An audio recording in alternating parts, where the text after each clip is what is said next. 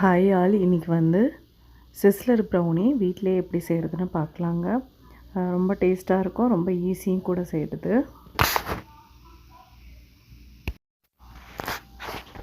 First இதுக்கு ஒரு tray எடுத்துக்கலாம். எடுத்துகிட்டு அதில் வந்து நம்ம பட்டர் ஷீட் போட்டு ரெடி பண்ணி வச்சுக்கலாம்.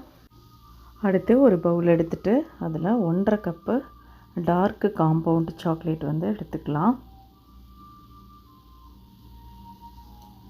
கூடவே 1/2 கப்பு பட்டர் எடுத்துக்கலாம். அடுத்து இது கூட 3/4 கப்பை விட கம்மியாக 1/2 கப்பை விட கொஞ்சம் அதிகமாக சுகர் வந்து சேர்த்துக்கலாம். நீங்கள் சுகரை பவுடர் பண்ணியும் சேர்த்துக்கலாம், இல்லைனா அப்படியே கூட சேர்த்துக்கலாம். இப்போ இதை டபுள் பாயிலிங் மெத்தடில் நல்லா மெல்ட் பண்ணி எடுத்துக்கலாம். இது அப்படியே மெல்ட் ஆகிட்டு இருக்க டைமில் நம்ம வந்து ட்ரை இன்க்ரீடியன்ட்ஸ் எல்லாம் ரெடி பண்ணி எடுத்துக்கலாம். இன்னொரு பவுல் எடுத்துகிட்டு அதில் 3/4 கப்பு மைதா எடுத்துருக்கேன். கூடவே 1/4 கப்பு கொக்கோ பவுடர் எடுத்துக்கலாம். ஸோ டோட்டலாக 1 கப்பு இதை வந்து ஒரு பவுலில் சேர்த்துட்டு ஒரு 1/4 டீஸ்பூன் அளவு உப்பு எடுத்துக்கலாம். 1/4 டீஸ்பூன் கல் உப்பு சேர்த்துட்டு இதை அப்படியே நல்லா மிக்ஸ் பண்ணி எடுத்து வச்சுக்கலாம். சாக்லேட் பட்டர் எல்லாம் நல்லா மெல்ட் ஆன பிறகு இதை அப்படியே கொஞ்சம் நேரத்துக்கு ஆற விட்டுக்கலாம். லைட்டாக வெது வெதுப்பான சூடு வந்ததும் இப்போ இதில் 2 முட்டை உடச்சி ஊற்றிக்கலாம்.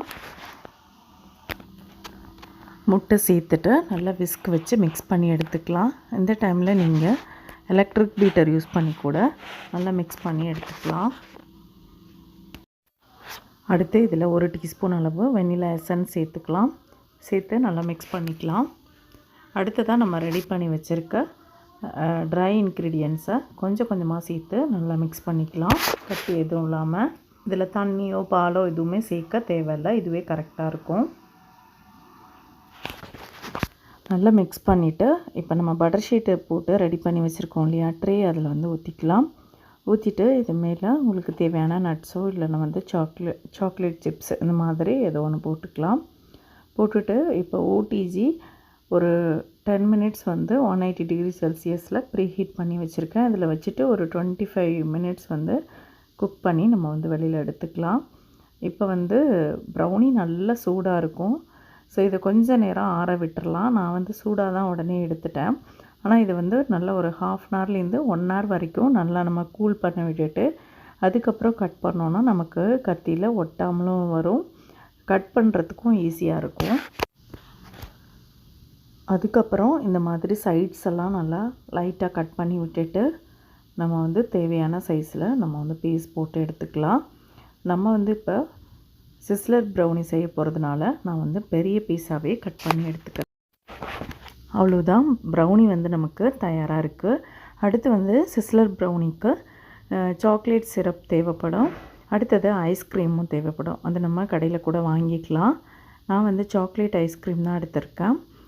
உங்கள்கிட்ட இரும்பில் ஏதாவது தோசைக்கல்லோ இல்லை இந்த மாதிரி ஒரு பேன் ஏதாவது இருந்ததுன்னா அதை நல்லா சூடு பண்ணிவிட்டு அதில் வந்து இந்த கேக்கை வச்சுட்டு அதுக்கப்புறம் சாக்லேட் சிரப் போட்டுட்டு இது மேலே ஐஸ்கிரீம் வந்து வச்சிடலாம்.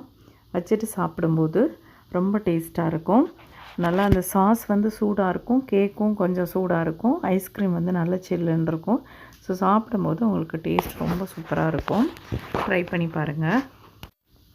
வீடியோ பிடிச்சிருந்தால் லைக் பண்ணி ஷேர் பண்ணுங்கள். இவ்வளோ நேரம் வீடியோவை பொறுமையாக பார்த்ததுக்கு ரொம்ப நன்றி.